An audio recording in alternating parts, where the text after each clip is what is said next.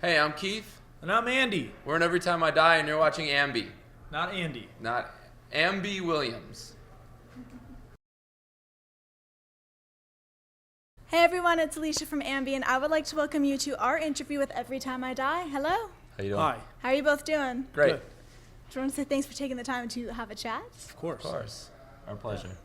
So you're currently on the Low Teens tour here in Toronto tonight for a sold-out show at the Opera House. Yes. How's everything been going down so far? This tour's been incredible. Yeah, it's probably one of the best tours we've ever done. Except 2 nights ago, I got bit by a bed bug on the forehead, and that's why I'm wearing a hat. Oh no. It's a really bad bite, and it's like half of a softball bump. So you just have something like sticking out of the snow? Yeah, Oh, no. it's right under the brim, so I just had to wear this hat.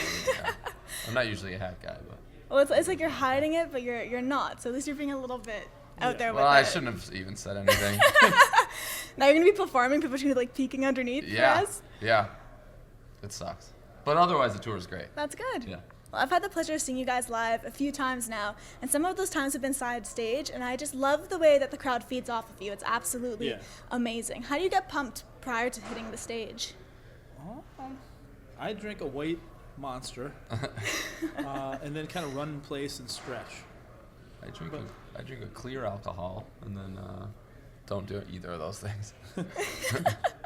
I like that clear alcohol. Yeah. I don't know. I think we just kind of like get in game mode and that's it. Yeah, we We're spend so pros much at this time. Yeah, we spend so much time in the van and in little dressing rooms and stuff that when we finally have like the freedom to move, we do. Yeah. And you definitely don't take the movement lightly. You guys No. are all over the place on stage, whether jumping ridiculously high or on the very edge of the stage. I feel like you're just about to fall over, but you don't quite ever go there. Yeah. Yesterday I thought I was gonna have to like do a somersault into the. I got too close and I lost my balance. And You it were was, like, already the only way to thinking. go is like towards the people, or like hurt yourself. Yeah. So, I mean, either way, it was probably gonna hurt myself. But I feel like if I land on a human, it's better than just landing hurt on them. my neck. Yeah. Has everything been smooth sailing in that sense, though? Like no falling over on this tour. Everything's been okay. He fell once real bad. What happened? I don't even. I mean, It there's was like a multiple banana times. peel slip. Yeah, that's right. It was. I slipped on a piece of ice. Yeah. It was a small piece was of ice, and I just strange. have no traction on my sneakers Yeah. that I play in, and I just fell on my back. And Yeah. it was like a banana peel cartoonish. Yeah. slap. It's a good imagery. And then he kind of like laid there and sang, and I was I like, had "Oh shit, he's probably hurt," but he wasn't hurt. Were you trying to No, play he's it probably off? hurt. No, that's the thing. I can't play anything off, so I just devote myself 100% to it. That's why I'm telling you about the bite. And when I fall, I'm not. Yeah, everyone obviously saw me fall, so I just had to lay there and finish. So you embrace it. I have to. Well, let's discuss Low Teen's latest record release. Sure. There's a song on the album that's called I Didn't Want to Join Your Stupid Cult Anyway, and that is my favorite track off Really? of that album. I love that song. Nice. There's something so tongue-in-cheek about it. It's very cleverly written. So why did you decide to write about a cult? I just thought it was a perfect example of wanting to be a part of something much greater than you. And I feel like it was just kind of appropriate at the climate of America right now, with politics being so political, politics being so cult-like and political, elitism, that I felt like it was just kind of a good metaphor for it. If you were to join a cult, what would you be worshiping? Whether a band, a company, something that you really like? Man, that's a good question. Oh, that is a good question. I'll tell you what I love. I don't like know. I like Adidas right now, so probably Adidas. I don't know why, That's but yeah, the go-to. I wear a lot of Adidas. I have a lot of Adidas shoes. I really love the All Saints black T-shirt. I can wear this T-shirt every day, so I think I would worship a black T-shirt from All Saints.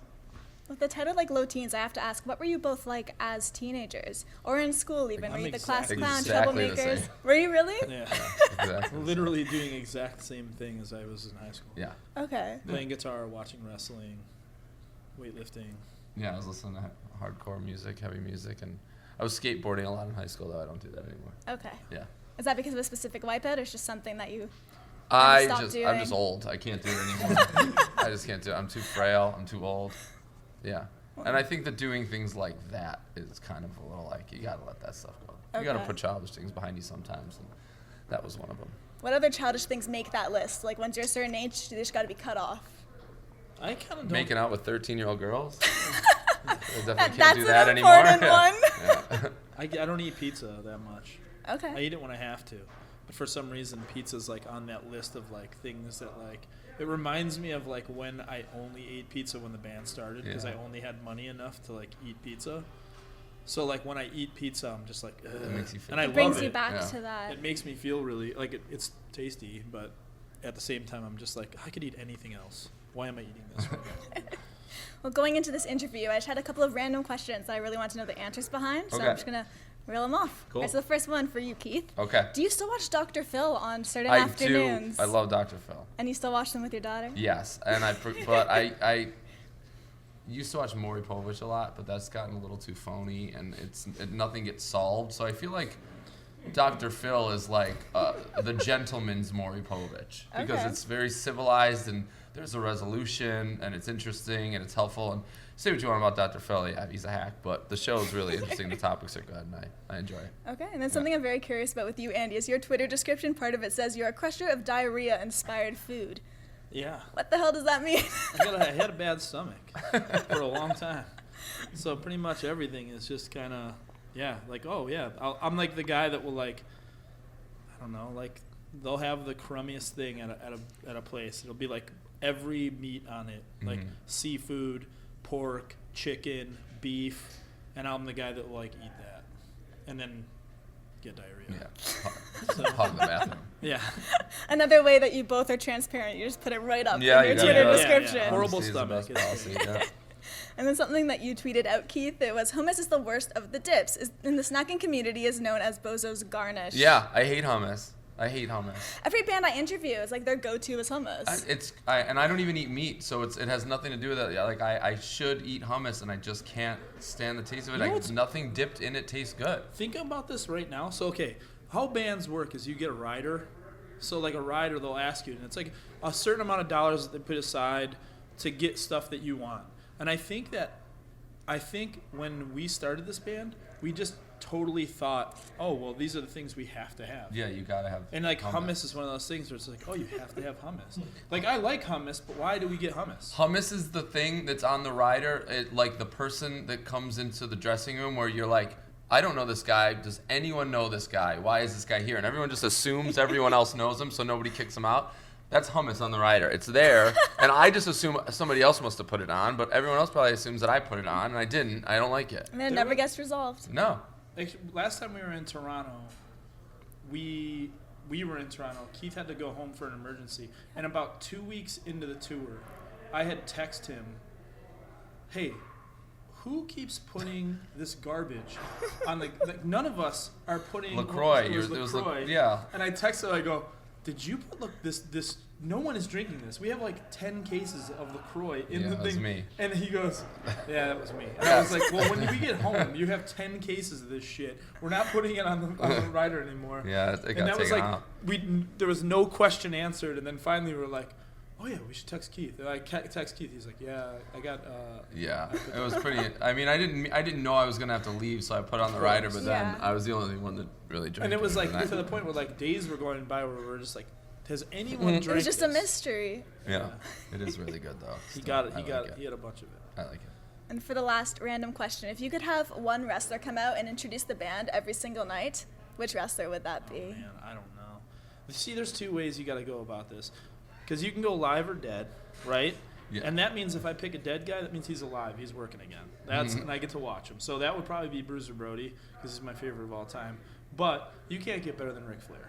If Ric Flair could come out and do it and just hang with us, that would be cool. It'd be I'm pretty going Macho amazing. Man. I just Okay. I Again. love Macho Man's delivery. He's dead. So Yeah, you bring him back yeah. from the life. Yeah. You bring him back to life, and you get him to work again, and you get to hang with him. Yeah, absolutely Macho Man. It's a pretty good outcome. Yeah, Yeah.